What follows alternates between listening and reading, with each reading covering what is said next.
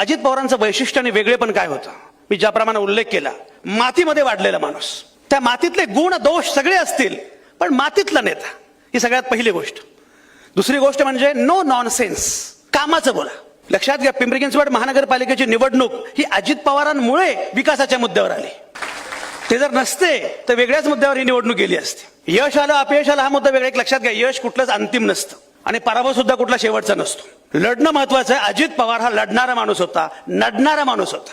असा नडणारा माणूस या परिसंस्थेमध्ये अत्यंत आवश्यक होता. अजित पवारांच्यामुळे बहुजन राजकारणाची जी चौकट आहे ना, त्याला धक्का बसलेला आहे. मला कमाल वाटते अजित पवारांची. खरं म्हणजे बारामती सारख्या खेड्यातून एक तरुण मुलगा राजकारणामध्ये येतो 1980, 81, 82च्या सुमारास, आणि प्रामुख्याने सहकाराचं राजकारण सुरू करतो. दूध संघ, जिल्हा बँक वगैरे हे राजकारण सुरू करतो. साधारणपणे जे शेती मातीचं राजकारण करतात त्यांना महानगर कळत नाही, आणि ज्यांना महानगर कळतं त्यांना शेती माती कळत नाही.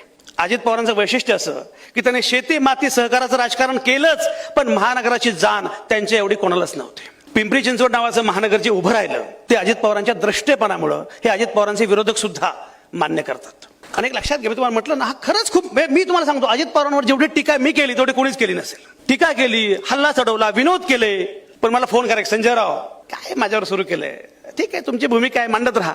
हे जे वेगळेपण आहे ना, मी सगळ्या नेत्यांना, पुढच्या कार्यकर्त्यांना एक सांगतो, प्रत्येकाचा शेवटचा दिवस कधीतरी असणारच आहे. आपल्या श्रद्धांजली सभेत लोक काय बोलतील हे ठरवून आताच वागायला सुरुवात करा.